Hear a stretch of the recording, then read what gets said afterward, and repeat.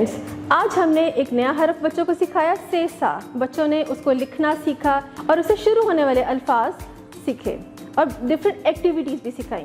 तो dear parents, जब बच्चा घर आए तो आप उसकी प्रॉपर डायरी चेक करें, साइन करें और उसके अलावा बच्चों की टीचर्स के साथ आपका कांटेक्ट बहुत ज़रूरी है। प्रॉपर रिपोर्टिंग लें कि मेरे बच्चे की परफॉर्मेंस कैसी है, उसकी राइटिंग फॉर्मेशन कैसी है, क्या वोकैबुलरी इन्हांस हो रही है या नहीं।